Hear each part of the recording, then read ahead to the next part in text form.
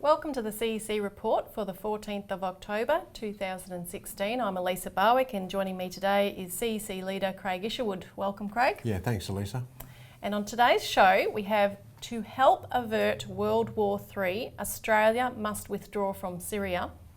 And without Glass-Steagall, Deutsche Bank could take down world banking system. Now, before we start today, just a notification that if you do want to review this program, you can do it at our website, which is on the screen now. So firstly, to help avert World War III, Australia must withdraw from Syria. Now, since America cut diplomacy over Syria with Russia recently, which we've talked about on the show, the world has spiralled rapidly towards all-out war, and we'll put some headlines from various news coverage across the world up on the screen to give you a sense of that. But basically, the threat of world war is a result of the fact that the West is blaming Russia and Syria for war crimes in Aleppo. In reality, Craig, they are there, what they are doing, and all of their actions are designed to wipe ISIS off the face of the map and their affiliates such as al-Nusra, particularly located in that region. And we've talked about the lies and the propaganda in recent episodes of the show, which you can review. Now, in reality, the world should actually be cheering what Russia and Syria are about to achieve to break the back of an Islamic state, which was actually set up by the regime change push by Western countries. And if Aleppo is taken back now, if this major pocket controlled by al-Nusra and ISIS is taken back from them, then close to 90% of the entire Syrian population will be back under control of Syria and the Syrian government. So this is actually good news. Well, we're not saying that the war is good news itself, No. on the destruction of the city or the people's lives and the civilian casualties. The problem, Elisa, is that because of the breakdown of the ceasefire agreements between Russia and the United States, what's taken, and this was deliberate, deliberately done from behind the scenes. There you had a faction within the State Department of the US that wanted to promote the idea of the peace, but you also had a war faction that says no, we can't afford to lose the fact that we've been in this area. We've actually been using these terrorists for geostrategic reasons, particularly regime change against Assad and so forth. And therefore you saw the bombing of the Syrian army base where 80 plus people, soldiers were killed.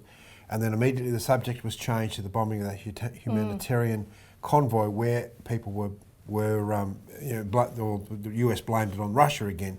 Now, this is a complete fabrication of lies, because the idea was to kill off the potential, as you mentioned, of Russia defeating ISIS. Now, these so-called moderates, or the government opposition, this is actually ISIS. And this is what we're not being told inside the Western media today. We've been completely and utterly lied to. So what the Russians have said is that we have to go for a military solution. Here, we've got no other options. Well, that's right. And you see the hypocrisy of it, Craig, in what's happening in Yemen, because the United Nations just came out with a report where you've got many, like 370,000 children that are severely malnourished there, and another 1.5 million that are hungry. And the arms that the Saudis are using to attack Yemen are provided by the United States and by the United Kingdom, and neither of them are doing anything to back off of that situation. The Saudi blockade is causing this starvation situation. So, it's a complete lie that what Russia is doing and what Syria is doing is causing this situation.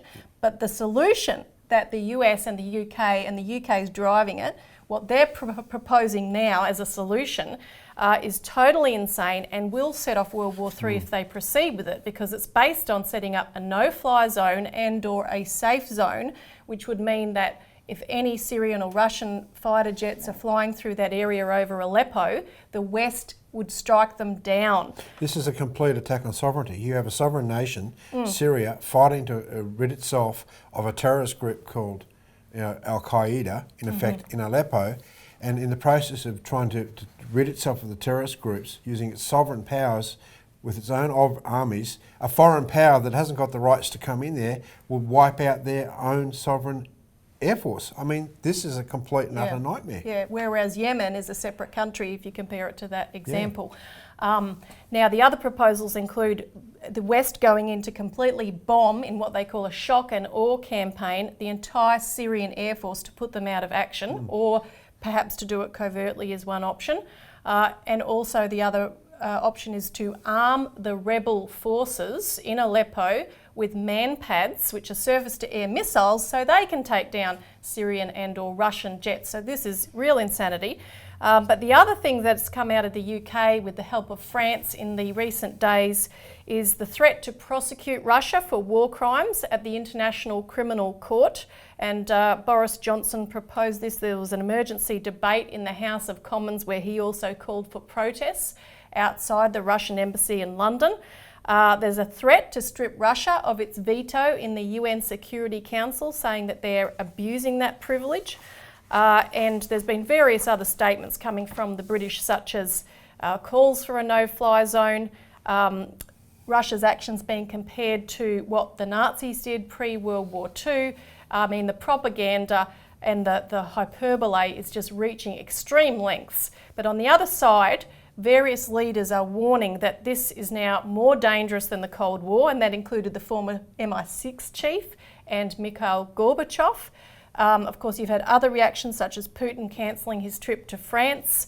Russia is stepping up its military readiness, and they've said that they would respond to any actions against, of course, their planes or the Syrian planes.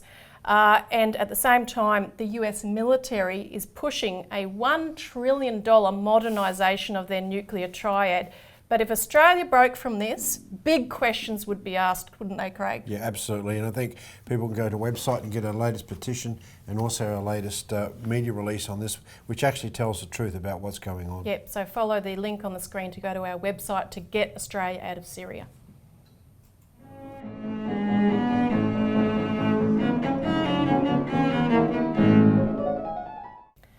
Welcome back to the CEC Report. Without Glass-Steagall, Deutsche Bank could take down world banking system.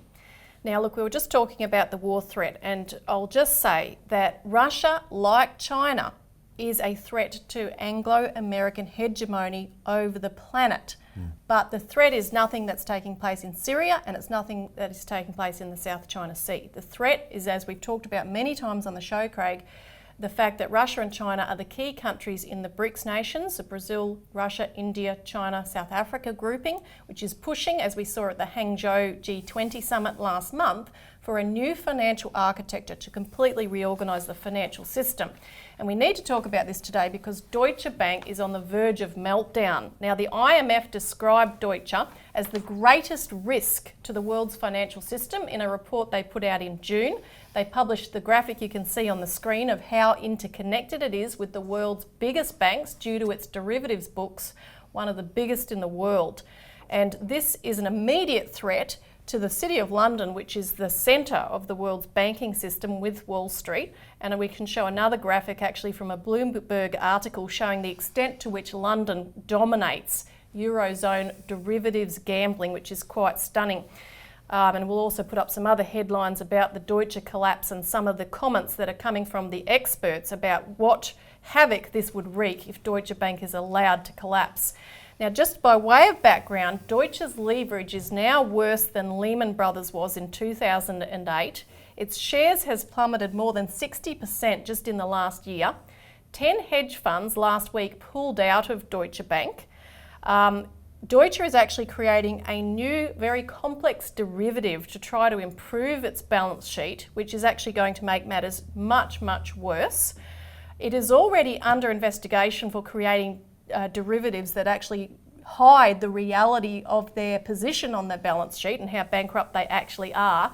And there's an investigation in Italy about that for creating fraudulent derivatives contracts, which were window dressing for banks like Monte dei Paschi di Siena, MPS. And the German regulator, BaFin, has just uncovered another 103 cases of Deutsche Bank having done this with 30 other clients.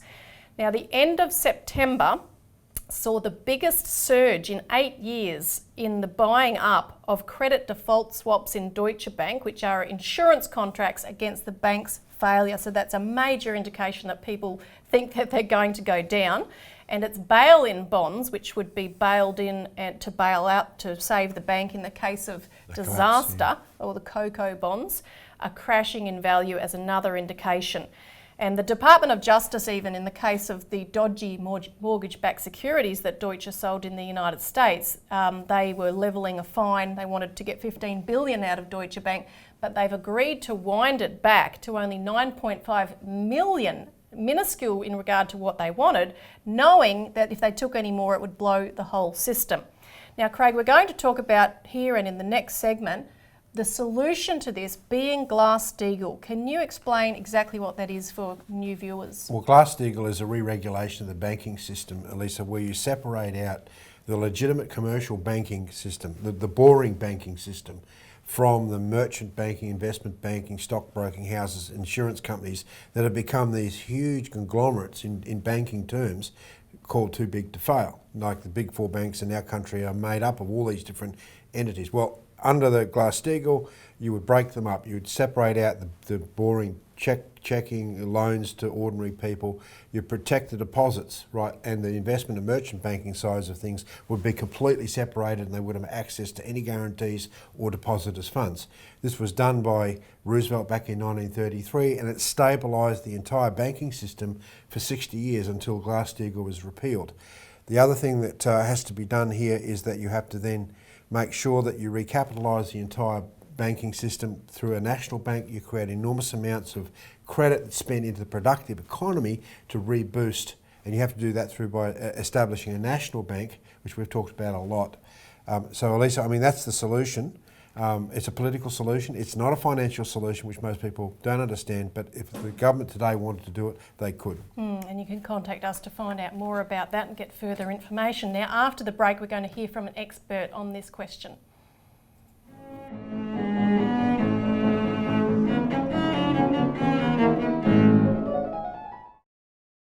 Back, we're talking about the bankruptcy oncoming of Deutsche Bank, and we're now going to see some clips from an interview conducted by Executive Intelligence Review magazine, Mike Billington, with the former Executive Director for Japan at the IMF and currently Research Director at the Kennan Institute, Mr. Daisuke Kotegawa. In this first clip, he describes why we have not solved the GFC post-2008. Let me ask first for you just to give your overview of the current crisis, 8 years after the Lehman shock, and why you think we did not restore a sane banking system after that shock, and why we're now facing the crisis that we're in. Well, basically, people in charge in 2008, in the case of Lehman shock, they were successful in stopping this crisis from becoming something like Great Depression in 1929. But they made some substantial mistakes, which we didn't do back in Japan in late 1990s. The most important thing is the authorities didn't arrest anybody among bankers who responsible for this big problem. And from our experience in Japan, we know that bankers just repeat wrongdoing again and again, which would give them a big profits. And so the only way we can stop them is to get rid of those people. Which has not happened at all in the United States. Many people were arrested in Japan and none here. Do you want to say something about the failure to restore Glass-Steagall and the failure of the Dodd-Frank bill to deal with this problem? Oh yes. The largest problem now we have is due to the abolishment of the Glass-Steagall, now investment bankers can get involved in huge amount of a kind of gamble using the ordinary people's money in their deposits. These deposits are very, very important for the ordinary people. So the government cannot disdain these ordinary people's deposits. That's why the government has to maintain this kind of basic financial system. So there's no other option for the governments to bail those banks out in order to maintain those ordinary people's deposits. So basically, what happened in the past is investment bankers, they actually privatized their own profits while they nationalized the losses and socialized their risk. And in this next clip, he discusses the major impact that will occur on 10 to 15 major European banks that would disappear if Deutsche Bank goes down. You have indicated that there's no solution to Deutsche Bank outside of those conditions, but that it has to be nationalized, that the German government has to give confidence back to the bank by putting the state behind it. How would that function? Well, and do you think it will happen? Banking sector is different from manufacturing sector. Even in manufacturing sector, it takes time for any manufacturing company to become insolvent. For example, 5 to 10 years. But banking sector is basically a virtual world where the confidence in the system and also in specific bank is very important. So it is very important to make announcement by the German government that German government would be standing right behind this bank. So the best way would be for the German for the government Germany to announce that it will partially nationalize this Deutsche Bank and just ensure that this bank will not collapse. Do you have any expectation that the German government's going to do that? This will be a big political issue, which I don't know whether they are prepared to do, because the main reason is this big problem was created by the London branch of Deutsche Bank, where most of the employees are either British or American, and Germans are not involved. So when I visited Germany last June, I found that there was so much disinterest in rescuing, Deutsche Bank, and rather other people said that let that bank collapse. And the impact of that, however, on the German economy would be devastating. No, German economy is fairly healthy compared with other countries in Europe. But if Deutsche Bank will collapse without any control, that will have, tremendous contagion effect on other major banks in Europe. I just refrain from specifying the name of those banks, but I should say that about 10 to 15 major banks in Europe, all of them would become insolvent and disappear. And in this final clip, Mr. Kotagawa elaborates on why bankers must be jailed for their crimes. You've made a very strong point of the necessity of arresting the bankers responsible for having destroyed these banks. You indicated to me at one point that in Japan, the arrest of the bankers had an impact in lessening the banking community's impact upon the Diet, upon the Parliament. Yes. How do you see the power of the Wall Street and London banks over the governments of Europe and the United States today, where, of course, nobody has been arrested since the 2008 crisis? In 1997, the big crisis started in Japan, starting with the liquidation of the seventh largest investment bank in Japan, named Sanyo.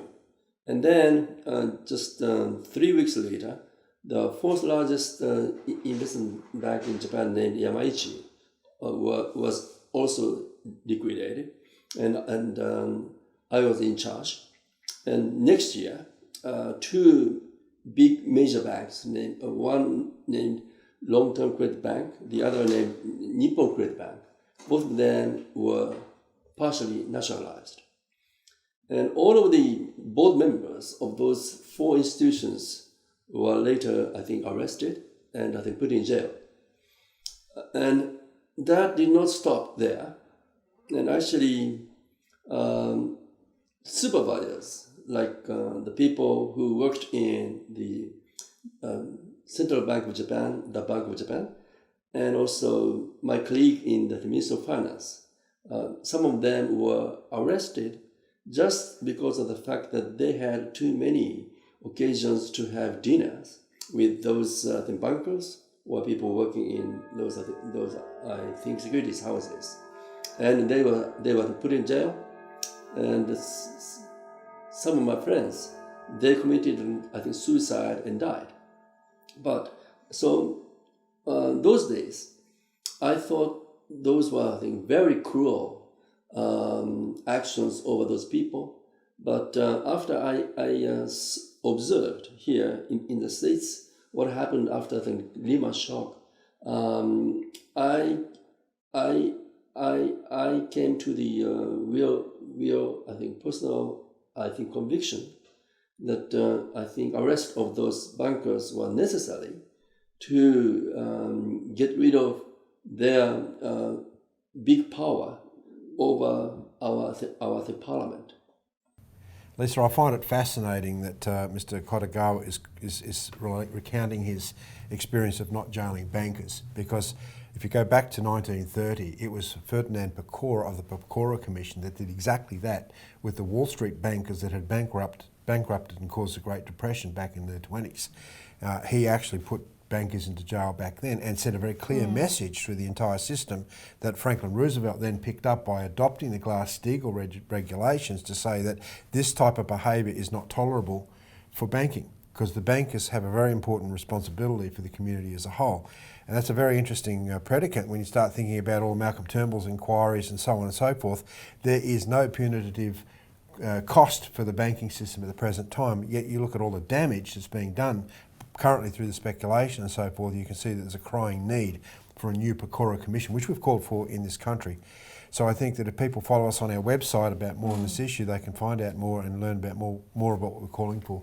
And call in to get a free copy. We'll send it out to you of our weekly Australian alert service, where you can find out more about all of these subjects. And what's more, you can subscribe to see the CEC Report on YouTube, and you can review it there if you need to watch it again and find the links for things like the full Daisuke Kotagawa video. So thanks for tuning in. Thanks, Craig. Thanks, Lisa. Join us again next week.